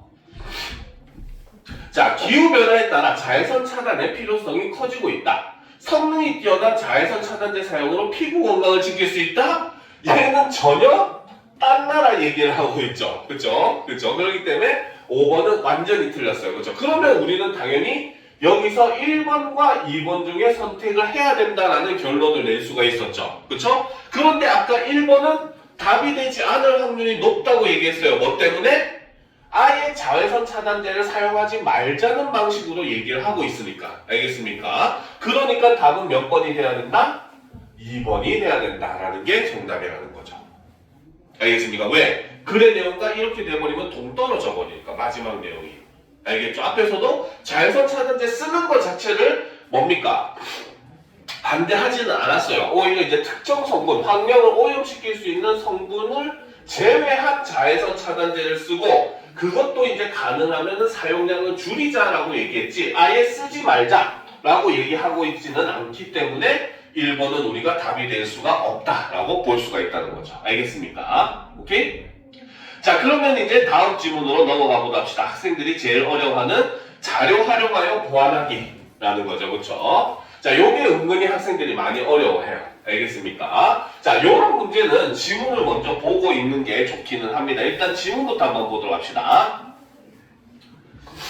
자, 다음은 장롱사원과 이를 바탕으로 학생이 작성한 초고의 일부이다. 물음에 답하시오. 환경의 날을 맞아 교지에, 자 여기서도 역시 교지에 글을 실는 거고 환경의 날을 맞이했기 때문에 이 글을 썼다는 거죠. 자, 그래서 핵심은 바로 뭐다? 지속 가능 항공유에 대해서 알리는 글을 쓰고자 한다라는 거죠. 실제로 비행기 기능 엄청 들어갑니다. 알겠죠? 자, 그럼 학생의 초고를 봅시다. 자, 2017년쯤에 스웨덴에서 프리그스캄 운동이 일어났다. 이는 비행기 타는 것을 부끄럽게 여긴다라는 의미로 시간이 더 걸리더라도 환경을 생각하여 비행기 대신 기차를 타자는 것이다 라는 거죠. 자, 플리드스캄이라고 하는 운동이 바로 뭐다? 환경을 생각하여 비행기 대신 기차를 타자라는 운동이었다는 거죠. 자, 그런데 비행기를 타야 할 때 환경을 위한 선택은 없을까? 최근 기존 항공유의 대안으로 주목받는 친환경 연료인 지속가능 항공유에 대해서 알아보자 라고 해서 이제부터 이거에 대해서 설명하겠다라고 설명 대상을 소개를 해주고 있다는 거죠. 그렇죠? 자, 지속가능 항공유란, 자, 개념부터 설명을 합니다. 지속가능 항공유란 기존 항공유와 항적 구조가 유사하면서도 화석 연료가 아닌 폐기물이나 작물 등을 원료로 생산된 연료를 지속가능 항공유라고 한다는 거죠. 자, 폐기물로는 폐식용유, 폐목재 등이 사용되고 작물로는 기름 야자나 옥수수 등이 쓰이는데 유럽연합은 작물 기반 바이오 연료의 사용은 규제하고 있다라는 거지, 그렇지? 자, 계속 보답시다. 자, 지속가능 항공유는 별도로 비행기를 개조할 필요 없이 기존 항공유와 혼합하여 사용할 수 있어 효율적이다. 자, 이거는 장점을 얘기를 하고 있네요. 바로 뭐다? 비행기의 개조가 필요가 없다라는 거죠. 이거는 지속가능 항공유의 장점이 되는 거죠. 자, 그리고 탄소 배출량을 줄일 수 있어 친환경적이다. 그렇죠. 바로 장점 두 번째를 얘기를 해주고 있죠. 원료의 생산부터 연료 소비까지의 전 과정에서 발생하는 탄소 배출량은 운송수단 중 비행기가 가장 많은데 지속가능 항공유는 화석연료로 만든 기존 항공유에 비해 탄소 배출량을 최대 80%가량 줄일 수가 있다. 이러한 장점 때문에 지속가능 항공유 사용을 의무화하는 국가가 점점 늘고 있다. 유럽연합은 2025년부터 지속가능 항공유를 최소 2% 이상 속도로 의무화하고 혼합 비율을 점차 높여 2050년에는 70%까지 높일 예정이다. 우리나라도 2027년에 1% 내로 혼합하도록 의무화하는 제도를 시행할 예정이다. 그래서 지속가능 항공유를 의무화한 사례를 이렇게 제시를 해줬다는 거죠. 자, 우리나라는 지속가능 항공유 사용의 의무화를 앞두고 지속가능 항공유의 부족 상황에 대비하고 있다. 정부는 기업을 지원하여 다양한 원료를 기반으로 한 지속가능 항공유의 생산 기술을 고도화하고 석유사업법 개정에 따른 관련 제도를 장비함으로써 지속가능 항공유의 공급 역량을 강화하고 있다. 그래서 우리나라의 지속가능 항공유와 관련된 정책을 이렇게 소개를 해주고 있죠. 자, 항공 부문에서 환경을 위한 정부의 발걸음이 점차 빨라지고 있다. 그 다음 삐리리 내용 채우는 문제가 되겠죠. 자, 그러면 이제 우리가 45번 문제, 바로 자료 활용하기 문제를 어떻게 푸는지 요거는 좀 잘 볼 필요가 있습니다. 알겠죠? 자, 봅시다. 보기는 학생이 초고를 보완하기 위해 추가로 수집한 자료이다. 자료 활용 방향으로 적절하지 않은 것을 고르라고 되어 있어요. 그렇죠? 자, 이런 자료 활용 문제는 여러분들이 반드시 유념할 거. 그렇죠? 바로 객관식을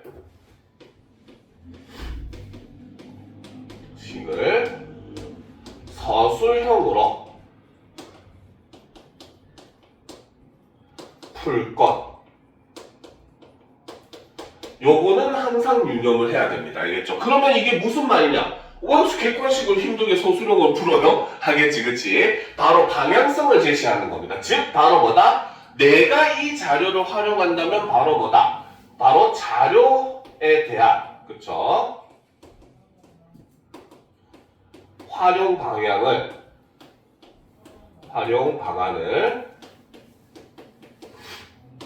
간단히라도 미리 생각을 해 놓을 필요가 있습니다. 미리 이렇게 생각을 해가지고 가이드를 작성을 해 놓으면은 여러분들이 선지에 낚일 일이 줄어들어요. 알겠습니까? 왜? 이런 류의 문제들은 선지가 그럴싸하게 말되게 만들어지는 경우가 많거든요. 알겠죠? 근데 어쨌든 우리가 자료를 활용한다고 했을 때 그 자료를 활용할 수 있는 방안은 한 두세 개 정도밖에 안 돼요. 이 어떤 자료를 무궁무진하게 활용을 할 수는 없단 말이죠. 알겠습니까? 그러면 당연히 특히나 우리는 지문을 먼저 받잖아요. 그러면 이 지문과 관련해서 내가 이 자료를 활용한다고 할 때 어디에 어떻게 활용하면 좋을까를 미리 가이드를 생각해 놓는 게 여러분들이 오히려 실수를 굉장히 줄여주는 방법입니다. 알겠습니까? 자, 그러면 이제 보도록 합시다. 자, 기욱은 통계자료 2개가 제시되어 있죠. 그렇죠? 자, 첫 번째, 운송수단별 탄소 배출량에 대한 자료가 있는데 기차는 14고 버스는 68인데 비행기가 285야. 소형 승용차가 104고. 그치? 그러면 바로 뭐다? 이 자료가 얘기해준 거는 다른 운송수단에 비해서 비행기가 월등히 탄소 배출량이 어떻다? 높다는 걸 지금 얘기를 하고 있더라는 거죠. 알겠습니까? 그러면 이것과 관련된 내용이 아까 어디 있었어요? 쭉 보게 되면은 바로 뭐다? 여기 있네. 자, 그래서 소비가의 전 과정에서 발생하는 탄소 배출량은 운송수단 중 비행기가 가장 많다라고 했잖아. 그렇지? 바로 요 부분을 설명하기 위한 자료로 우리가 활용이 가능하다는 거죠. 알겠습니까? 자, 그 다음 이제 기업 이 두 번째 자료를 통계 자료를 보도록 합시다. 지속 가능 항공유 필요한 전망을 보게 되면은 2025년에는 굉장히 적은 양이야. 80 정도죠. 그렇죠? 근데 그게 200, 900, 2200 굉장히 급격하게 이렇게 증가를 하는 모습을 보여주고 있죠. 그치? 그렇다는 말은 바로 뭐다? 지속 가능 항공유의 필요량이 굉장히 많이 높아진다는 것은 그에 대한 대비가 필요하다. 그렇죠? 앞으로의 전망이 이렇다는 것은 그에 대한 대비가 필요하다라고 볼 수가 있다는 거야. 그치? 이것과 관련된 내용이 바로 어디 있었어? 바로 마지막 문단에 보면은 우리나라가 지속가능 항공유를 사용을 의무화를 앞두고 이 부족 사항에 대비해가지고 여러 가지 정책을 하고 있다고 했었잖아요. 그렇죠? 바로 요 부분을 설명을 할 때 바로 뭐다? 요 자료. 그렇죠? 바로 요 자료 같은 경우는 좀 돌려고.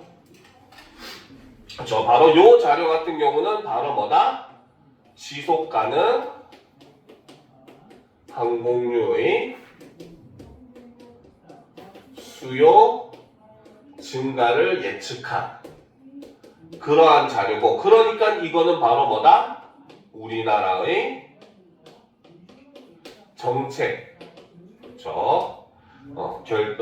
정책 결정 부분에서 활용을 할 수 있는 그런 자료가 된다는 거죠. 그러니까 연관 있는 내용을 미리 찾아 놓는다라고 보시는 게 좀 더 정확하다고 볼 수 있습니다. 알겠습니까? 자, 그 다음 니은 신문기사를 봅시다. 2023년 우리나라 국제선 항공기의 탄소 배출량이 약 2천만 톤을 기준으로 산정하면 지속가능 항공유를 1% 혼합할 경우 약 16만 톤 정도의 탄소 배출 감축 효과가 있다. 16만 톤은 승용차 약 5만 3천 대의 1년간 탄소 배출량에 해당한다라는 거지. 그치? 이거는 바로 뭐다? 지속가능 항공유를 사용했을 때 효과를 제시를 하고 있죠. 그쵸? 그러면 이 효과와 관련된 내용이 어디 있었습니까? 바로 밑에 보면은, 그치? 봅시다.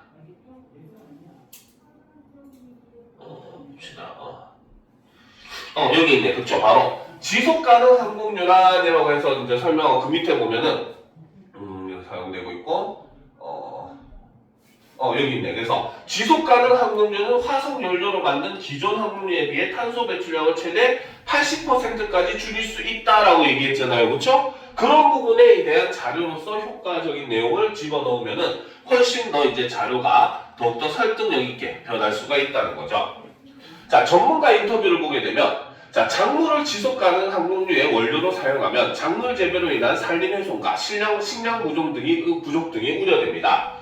폐기물은 이러한 문제는 없지만 양이 한정되어 있습니다. 미세조류, 이산화탄소 등이 원료의 대안으로 떠오르고 있으나 국내 사용화를 위한 기술 개발이 더 필요한 실정입니다. 라는 거. 그래서 여기서는 바로 뭐다? 지속 가능 항공유 재료의, 그렇죠? 현재 문제점들을 제시를 해주고 있습니다. 그렇죠? 그러면 일단 이건 우리가 두 가지 부분에서 사용을 할 수 있어요. 바로 첫 번째는 바로 뭐다? 유럽연합이, 그렇죠? 연합이 아까 뭐라고 했어? 곡물, 항공유를 제안을 했다라는 내용이 있었어요. 그치? 유럽연합이 공무를 이용한 지속가능 항공유 생산에는 뭡니까? 규제를 한다라고 얘기했었습니다. 그쵸? 그 부분에 대한 자료로 사용을 할 수가 있고, 그쵸? 두 번째는 바로 뭐다? 마지막에 우리나라가 보면은 지속가능 항공유를 생산하기 위해서 부족 현상을 해소하기 위해서 여러 가지 정책을 하고 있다라고 마지막에 제시가 됐는데, 바로 그 정책이 더욱더 중요하게 되는 이유가 여기 있다라고 설명하는 자료로도 활용이 가능하다는 거죠.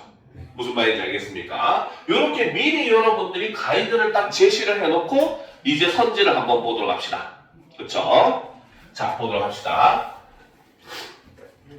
자, 7-1을 활용하여 비행기가 탄소 배출량이 가장 많고 기차가 가장 적다는 내용으로 시간 손실을 감수하고 비행기 대신 기차를 타자는 운동이 일어나게 된 배경을 일문단에 보강한다. 그렇죠? 이렇게 되면은 충분히 가능하죠. 핵심은 바로 뭐다? 저 운동이 일어난 이유는 바로 비행기가 탄소 배출량이 매우 높다. 그리고 그 사람들이 그 대체 수단으로 기차를 선택한 이유는 탄소 배출량이 가장 낮기 때문이다. 가능하다는 거야. 그렇죠?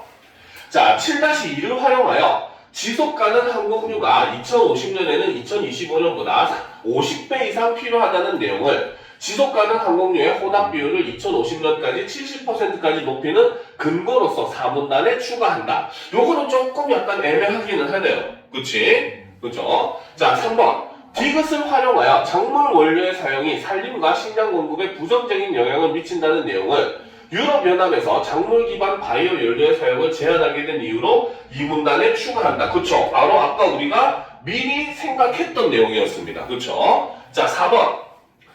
자, 기역-1과 니은을 활용하여 다른 운송수단 대비 탄소 배출량이 많은 비행기에 지속가능 항공유를 사용하면 탄소 배출량 감축에 효과적이라는 내용으로 지속가능 항공유의 친환경적 특성을 보여주는 근거를 3문단에 보강한다. 가능하죠. 그렇죠? 왜? 기존에 굉장히 많은 탄소 배출량이 있는데 지속가능 항공유를 사용하면 줄일 수 있다. 신문기사랑 기사랑 연합을 하면 이런 내용을 추론을 할 수 있다는 거죠.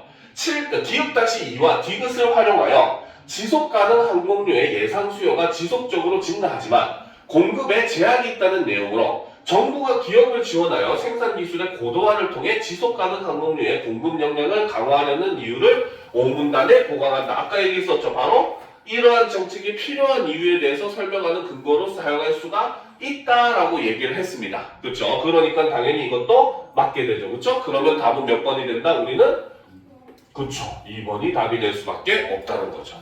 그래서 왜? 이거는 뭡니까? 기역-2를 활용해가지고 지속가능 항공유가 2025년, 50년에는 25년보다 50배 이상 필요하다라고 얘기를 해버리면 오히려 지속가능 항공유의 사용량을 줄여야 된다는 주장이 나와버리잖아. 그치? 그러니까 2번은 틀리게 된다는 겁니다. 무슨 말인지 알겠습니까?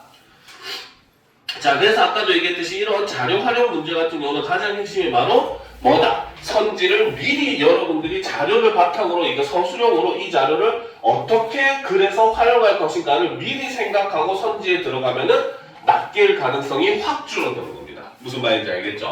자, 그러면 지금부터 10분 정도 시간을 줄 테니까 밑에 있는 실전 문제 한번 풀어보도록 합시다. 실전 문제 1번만 10분 줄 테니까 한번 풀어보도록 합시다. 네, 다음 페이지 40페이지.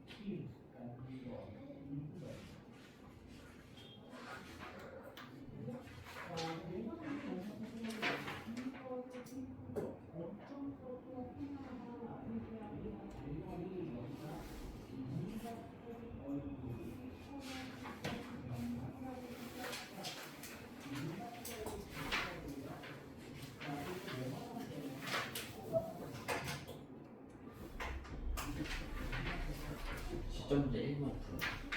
어? 10점 문제 1만 풀어. 만약에 다 풀어서 시간이 조금 남으면 어쨌든 한 2, 3분 뒤에 풀을 할 건데 뒤에 거 갖고 먼저 풀어봐도 돼.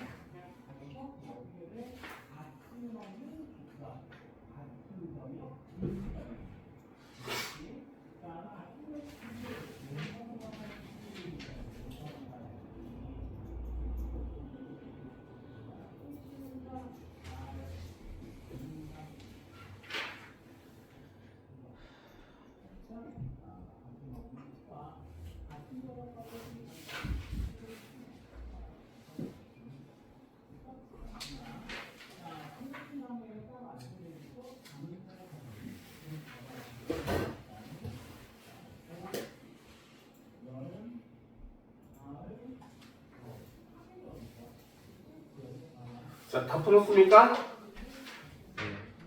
그렇죠. 자, 그러면 우리가 지문 분석을 한번 같이 해보도록 합시다. 알겠죠? 자, 이 문제가 조금 어려울 수 있어요. 알겠지? 그래서 우리가 하나하나 자세하게 살펴보도록 합시다. 자, 다음은 장문서학과 1을 바탕으로 학생이 작성한 초고이다. 물음에 답하시오. 자, 땡땡고등학교 누리집 건의 게시판에 다양한 형태의 체육공간 조성을 건의하는 글을 쓰려고 한다. 자, 이 글의 핵심은 바로 뭐다? 다양한 형태의 체육공간 조성을 건의하는 글이라는 거죠. 그렇죠? 일종의 논설문의 일종이라고 보시면 됩니다. 알겠습니까? 자, 그럼 초고의 내용을 보도록 합시다. 자, 교장 선생님 안녕하세요. 학생회장 이땡땡입니다. 제가 이렇게 글을 쓰는 이유는 학교 내 체육공간 조성을 건의하기 위해서입니다. 자, 일단 이 글을 쓴 목적, 그쵸? 핵심적인 목적이 이렇게 드러나고 있죠. 바로 글을 쓴 목적, 즉 건의 내용에 해당하는 부분이죠. 자, 흔히 학생들이 너무 바빠 체육활동을 하지 못한다고 생각하지만 그렇지 않습니다. 그렇죠? 일반적으로 학생들이 체육운동을 하지 못하는 이유는 일반적으로 사람들은 이렇게 생각을 한다는 거야. 그렇죠? 바로 학생들의 체육활동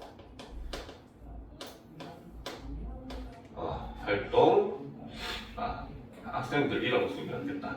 활동을 하지 않는 일반적인 생각이 된다는 거죠. 그런데 현실은 다르다는 거예요. 그래서 그렇지 않습니다. 오히려 체육활동을 할 수 있는 곳이 부족해서 체육활동을 하지 못하는 학생이 많습니다. 가장 근본적인 이유는 바로 뭐다? 공간 부족이라는 거죠. 그렇죠? 그러면 일단 바로 이러한 건의를 하게 된 원인은 바로 무엇이다? 바로 체육활동에 공간이 부족하기 때문에 현실은 어떻다? 학생들의 체육활동 비율이, 활동률이 굉장히 저조할 수밖에 없다. 이렇게 얘기를 하고 있는 거죠. 자, 특히 우리 학교에서 학생들이 수행하는 체육활동은 축구, 농구, 배구 등 팀을 나누어 하는 단체 구기 종목들이 대부분입니다. 그렇다 보니 이 활동에 참여하는 일부 학생들만 체육 공간을 사용해 불편을 겪고 있는 학생들이 있습니다. 그래서 학생들이 각자에 맞는 체육 활동을 할 수 있도록 특색 있는 체육 공간을 조성해 주시면 좋겠습니다. 라는 거죠. 이게 바로 핵심적인 건의 내용 목적을 더욱더 심화시켜가지고 표현을 한 거죠. 그렇죠? 그러면 구체적인 두 번째 건의 내용을 살펴보게 되면 바로 무엇이다? 바로 각자에게 맞는 체육 활동을 원한다는 거고, 그로 인해서 바로 뭐다? 특색 있는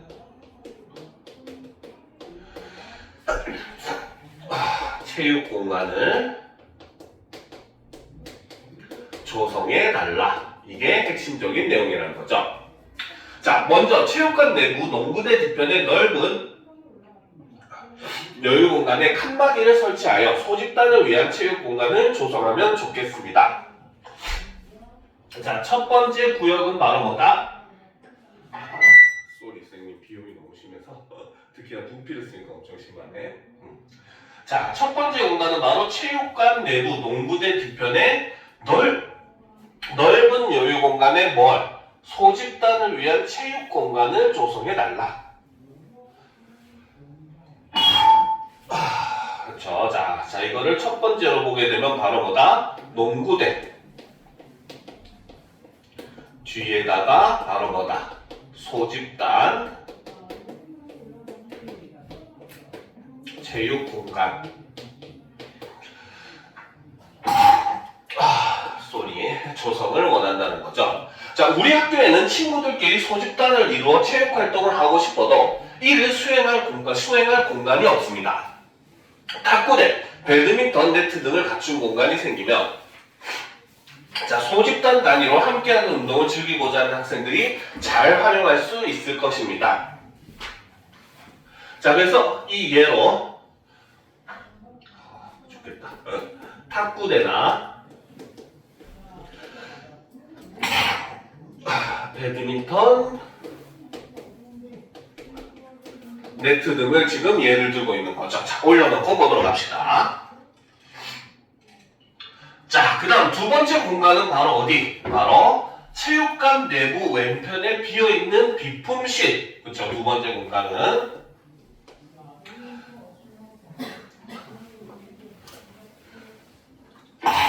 자, 이 공간은 어떻게? 춤 연습 공간으로 조성을 해 달라는 거죠. 그죠? 춤바람이 난다봐요. 그치? 자, 두 번째는 바로 뭐다? 체육관 왼편 비품실은 어떻게? 춤 연습 공간 하나 해달라는 거죠. 자, 생각보다 많은 학생들이 춤에 관심이 있고 춤을 통해 학생들이 다른 체육 활동에도 적극적으로 참여하게 될 것입니다. 벽면에 대형 거울을 설치하고 음향 장비를 비치한다면, 그래서 이거를 하는 방법이 대형 거울, 그 다음에 음향 장치, 이런 걸 설치해 달라는 거죠. 한다면 자, 학생들은 춤에 더욱 몰입할 수 있을 것입니다. 마지막으로 체육관 2층 창고. 자, 세 번째 공간이 체육관 2층 창고죠. 이거는 체력 단련실로 조성되기를 희망합니다 라는 거지. 자, 세 번째는 체육관 2층 창고. 이거는 체력 단련실, 헬스장을 원한다는 거죠. 자, 근력운동, 요가 등 개별적인 체육 활동을 통해 본인의 신체를 관리하는 것에 관심이 있는 학생들이 많습니다. 이런 학생들을 위해 체육 단련실에 러닝머신, 역기, 요가 매트 등을 구비해두면 개별 체육 활동을 할 수 있어 신체 건강에 도움이 될 것입니다. 소집단 체육 활동과 춤 연습, 체력 단련할 수 있는 다양한 체육 공간이 조성되면 좋겠습니다 해서 A를 비워놨죠. 그렇죠? 자, 그러면 문제를 보도록 합시다. 자, 43번. 자, 초고에 반영된 글쓰기 계획으로 가장 적절한 것은 아까도 얘기했지만 내용 확인 문제라고 했어요. 그렇죠? 개요 문제. 자, 1번. 체육 공간의 조성 근거로 학술 자료를 인용했다. 맞습니까? 틀립니까? 이런 내용은 존재하지 않았죠. 그렇죠? 자, 2번. 체육 공간에 대한 조성 방안을 공간별로 제시해야겠다. 맞습니까? 그렇죠? 여기 보면은 농구대 뒤편, 왼편 비품실, 2층 창고를 공간별로 제한을 했기 때문에 2번이 맞다고 볼 수 있겠죠. 자, 3번. 체육 공간 조성에 따른 문제의 원인들을 비교해야겠다. 이런 문제점은 오히려 제시되지 않았죠. 오히려 체육 공간 조성을 해야 된다라고 얘기했었고, 4번. 체육 공간 조성을 위한 준비 과정도 역시 제시가 되지 않았어요. 그렇죠? 자, 그리고 5번. 체육 공간 조성 방안에 대해 예상되는 반론도 역시 제시가 되지 않았기 때문에 답은 2번이 될 수밖에 없다는 거죠. 알겠습니까? 자, 그 다음 문제 44번 문제를 보도록 합시다. 자, 다음은 학생이 초고를 작성할 때 떠올린 생각이다. 이를 고려할 때 A에 작성할 내용으로 가장 적절한 것은 이라고 되어 있어요. 적절한 걸 고르라고 되어 있죠. 자, 보게 되면은 자, 건의문을 마무리할 때에는 글의 흐름을 고려하여 쓰되, 첫 번째 조건은 글의 흐름을 고려해야 된다는 거죠. 그렇죠? 자, 그 다음에 두 번째는 건의가 받아들였었을 때 다수의 학생에게 도움이 될 수 있다는 것을 제시하면, 즉 바로 뭐다? 예상되는 긍정적인 효과를 제시하게 되면은 어떻게? 설득력이 높아진다. 이렇게 얘기를 하고 있다는 거죠. 자, 그러면 이제 이 두 조건을 만족하는 보기를 찾으면 되겠죠. 1번부터 봅시다. 자, 체육관에서 다양한 체육 활동이 이루어지도록 공간이 조성이 된다면 학교 체육관은 지역 주민들이 활용할 수 있는, 아니죠, 다수의 학생에게 도움이 돼야 된다고 했잖아. 그렇지? 그럼 당연히 지역 주민들의 활용이라고 하는 결과가 제시가 되면 안 되겠죠. 그렇죠? 여기서 미스가 나는 거죠. 자, 2번. 학교 체육기기에 노후화로 운동을 제대로 할 수 없는 학생들의 불만이 해결된다면, 아니죠. 이 글은 체육 공간 조성을 얘기를 하는 거지. 그치? 지금 학교 체육기기의 노후화에 대한 얘기 자체가 등장하지 않았었어요. 그치? 자, 3번. 학생들이 진정으로 원하는 체육활동이 체육관 밖에서도 이어진다? 이런 내용은 존재하지 않았어요. 학교에서 체육활동을 하는 시간만이라도 자신이 원하는 활동을 하게 하기 위한 공간이 필요하다라고 얘기했기 때문에 글의 흐름상으로는 전혀 말이 되지 않는 내용이라는 거죠. 그래서 학교에 있는 체육공간이 학생들의 다양한 요구에 부합하도록 재조성되어야 할 것이다. 이 부분은 내용 전체로 봤을 때 어느 정도 맞는 부분이라고 볼 수는 있겠죠. 그렇죠? 자, 4번을 보면 자, 공간 재조성을 통해 다양한 체육활동 환경이 마련된다면 많은 학생들이 각자에게 맞는 체육활동에 참여하게 되어 건강하고 활력 있는 학교 생활을 할 수 있을 것입니다. 자, 이게 바로 무엇이다? 예상되는 긍정적인 효과라고 볼 수가 있고, 대상도 역시 많은 학생들을 대상으로 하고 있기 때문에 조건을 맞춘 거는 4번이 된다는 거죠. 알겠습니까? 자, 5번도 같이 살펴보도록 합시다. 자, 공간 재조성을 통해 구기 종목을 수행할 공간이 줄어든다면 단체 종목을 선호하지 않는 여러 학생들도 보다 다양한 형태의 체육 활동에 참여할 수 있어 만족도가 높아질 것입니다. 자, 흐름을 지금 뭡니까? 고려하지 못했어요. 왜? 구기 종목을 수행할 공간을 줄이자는 얘기를 한 적이 없어요.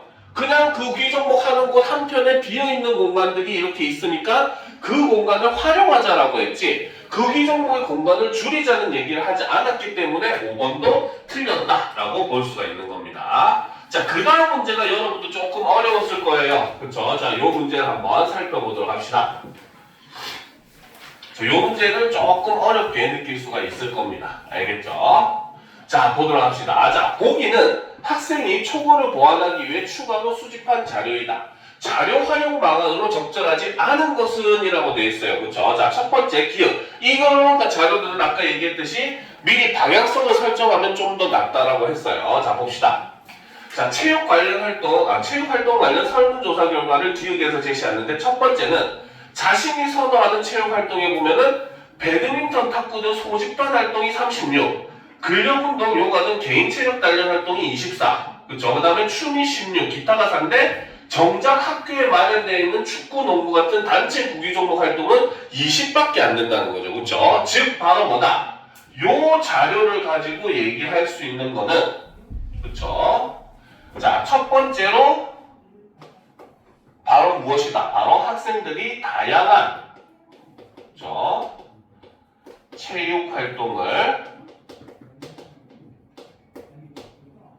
요구하고 있는 현실을 이렇게 보여주기 위한 자료로 볼 수 있다는 거죠. 그렇죠? 그리고 두 번째는 바로 뭐다?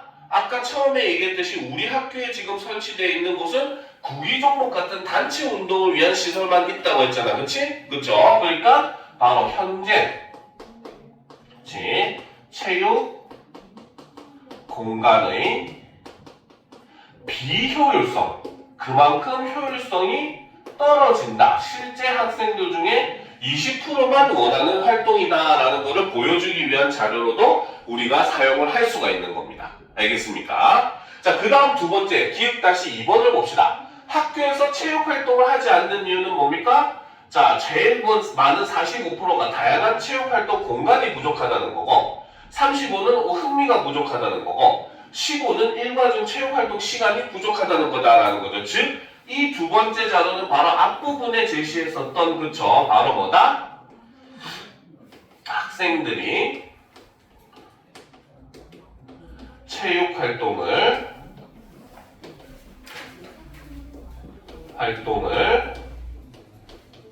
하지 않는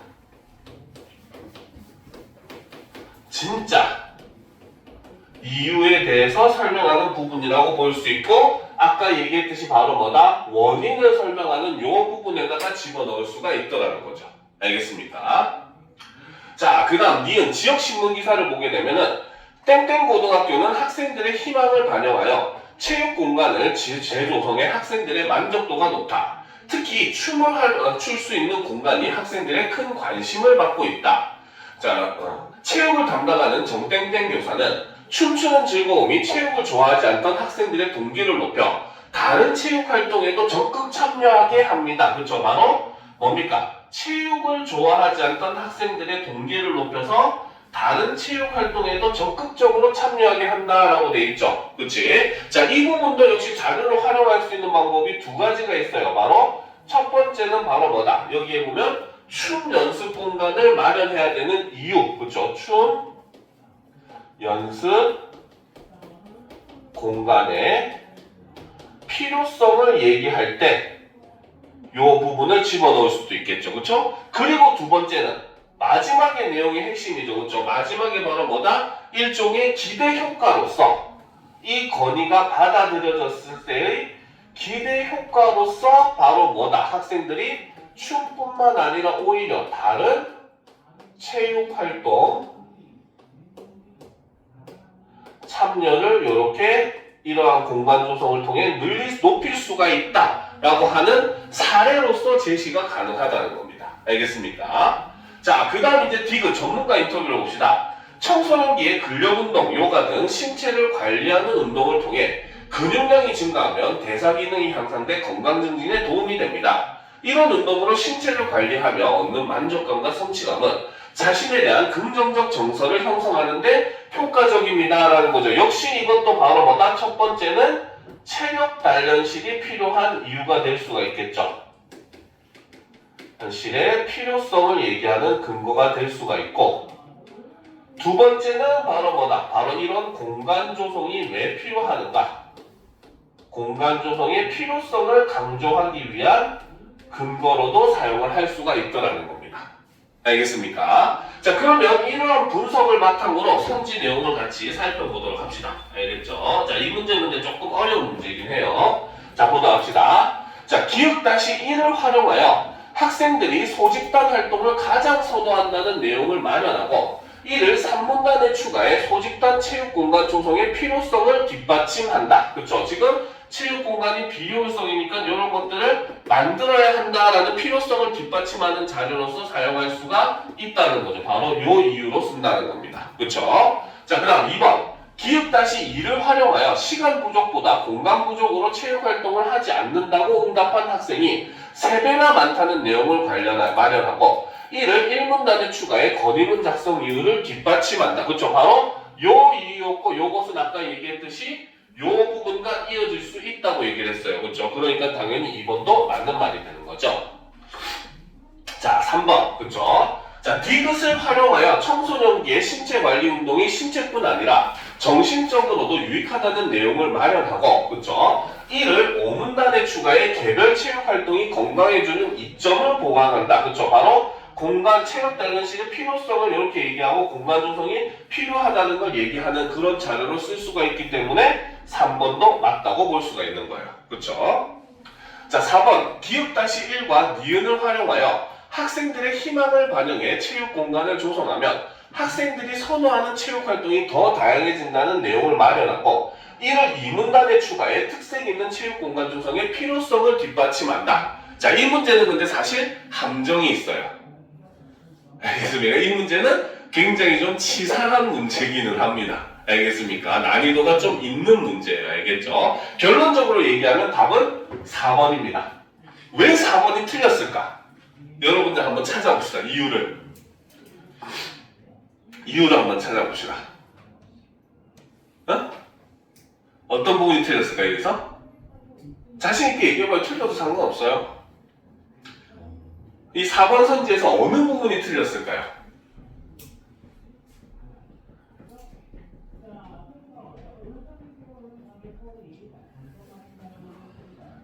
진짜 치졸한 함정 문제기는 합니다.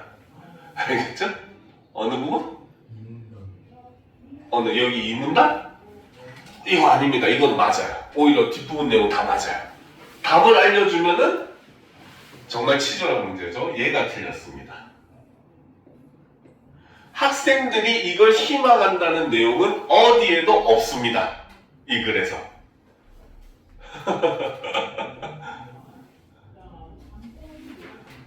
그죠? 여기서 바로 뭔가 설문조사는 학생들이 이런 걸 선호한다고 했지 이런 공간을 만들어야 된다라고 얘기한 게 아니었어요.